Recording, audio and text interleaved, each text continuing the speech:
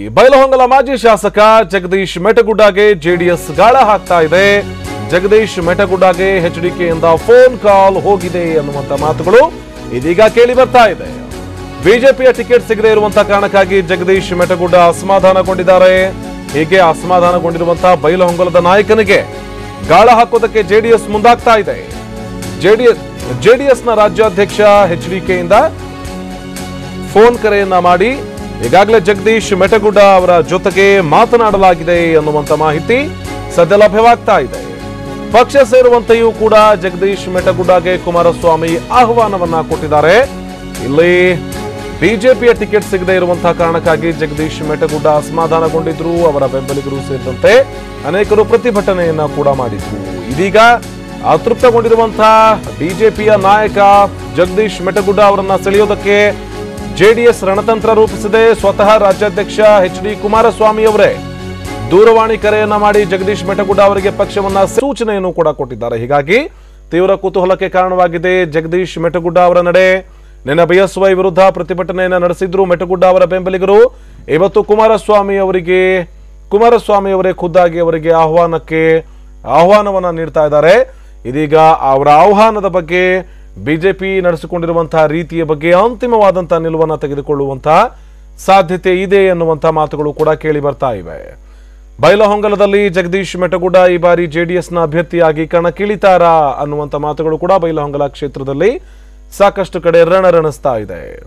BJP ಮೊದಲ ಪಟ್ಟಿ release ಆದ ಬೆನ್ನಲ್ಲೇ ಬಂಡಾಯದ ಬಿಸಿ ತಟ್ಟಿತ್ತು, ಅಸಮಾಧಾನದ ಹೊಗೆಯಾಡಿತ್ತು. ಜೊತೆಗೆ ಅಲ್ಲಿ ಸ್ಫೋಟಗೊಂಡಿದ್ದಂತಹ ಅಸಮಾಧಾನದ ಲಾಭವನ್ನು ಪಡೆಯೋದಕ್ಕೆ ಜೆಡಿಎಸ್ ಮುಂದಾಗ್ತಾ ಇದೆ.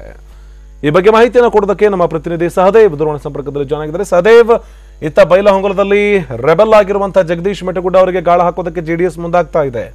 ಏನ್ ತೀರ್ಮಾನ ತೆಗೆದುಕೊಳ್ಳುವಂತ ಸಾಧ್ಯತೆ ಇದೆ ಜಗದೀಶ್ ಮೆಟಗುಡ್ಡ? ಸಹದೇವ್, ಆನಂದ್, ನಿನ್ನೆ ಅಷ್ಟೇ ಬಿಜೆಪಿಯಿಂದ ಟಿಕೆಟ್ ಕೈ ತಪ್ಪಿದ ಹಿನ್ನೆಲೆಯಲ್ಲಿ ಬೆಂಗಳೂರು ಸೇರಿದಂತೆ ಜಗದೀಶ್ ಮೆಟಗುಡ್ಡ ಅವರೇ BS ಯಡಿಯೂರಪ್ಪ ಅವರ ಮೇಲೆ ಅಸಮಾಧಾನವನ್ನ ಹೊರಹಾಕಿದ್ರು. ಅದಷ್ಟೇ ಅಲ್ಲದೆ ಬೈಲಹೊಂಗಲದಲ್ಲಿ ದಿಢೀರ್ ಪ್ರತಿಭಟನೆ ನಡೆಸಿ ಯಡಿಯೂರಪ್ಪನವರ ಪ್ರತಿಕೃತಿ ದಹಿಸಿ ಒಂದು ತಮ್ಮ ಆಕ್ರೋಶವನ್ನ ಹೊರಹಾಕಿದ್ರು. ಇದ್ರ ಬೆನ್ನಲ್ಲೇ ನಿನ್ನೆ ಅಷ್ಟೇ ಬೆಳಗಾವಿ ಜಿಲ್ಲಾ ಪ್ರವಾಸದಲ್ಲಿರುವಂತಹ ಒಂದು ಜೆಡಿಎಸ್ ರಾಜ್ಯಾಧ್ಯಕ್ಷ ಎಚ್.ಡಿ. ಕುಮಾರಸ್ವಾಮಿ ಅವರು ನಿನ್ನೆ ಬೈಲಹೊಂಗಲದಲ್ಲೇ ವಾಸ್ತವ್ಯವನ್ನ ಹೂಡಿದ್ರು ಮತ್ತು ಬೈಲಹೊಂಗಲದಲ್ಲಿ ನಡೀತಿರುವಂತಹ ಕೆಲವೊಂದಿಷ್ಟು ಬೆಳವಣಿಗೆಗಳ ಬಗ್ಗೆ ಮಾಹಿತಿಯನ್ನ ತೆಗೆದುಕೊಂಡಿದ್ರು. ಅದರಲ್ಲಿ ಮುಖ್ಯವಾಗಿ ಜಗದೀಶ್ ಮೆಟಗುಡ್ಡ ಅವರು ಬಿಜೆಪಿ ಮತ್ತು ಬಿಜೆಪಿಯ ರಾಷ್ಟ್ರೀಯ ಅಧ್ಯಕ್ಷ ಬಿಜೆಪಿಯ ರಾಜ್ಯಾಧ್ಯಕ್ಷ ಯಡಿಯೂರಪ್ಪ ಮೇಲೆ ಅಸಮಾಧಾನ ಇದ್ದಾರೆ ಎಂಬುದನ್ನೇ ಕ್ಯಾಚ್ ಮಾಡಿಕೊಂಡಿರುವಂತಹ ಜೆಡಿಎಸ್ ರಾಜ್ಯಾಧ್ಯಕ್ಷ ಕುಮಾರಸ್ವಾಮಿ ಅವರು ಖುದ್ದು ಅವ್ರ ಜೊತೆಗೆ ರಾತ್ರಿ ಫೋನ್ ಸಂಭಾಷಣೆಯಲ್ಲಿ ಮಾತಾಡ್ತಾರೆ. ಅದಾದ ಬಳಿಕ ಬೆಳಗ್ಗೆನೂ ಕೂಡ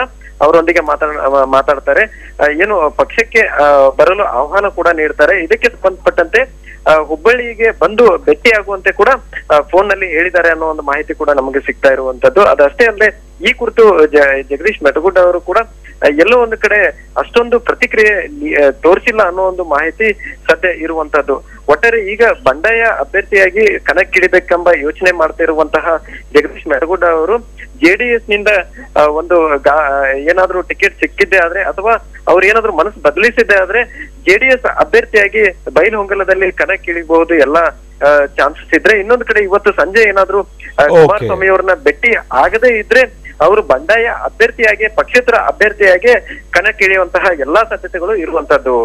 ಆನಂದ್, ಓಕೆ, ಧನ್ಯವಾದ ಸಹದೇವ್ ಮಾಹಿತಿಗಾಗಿ.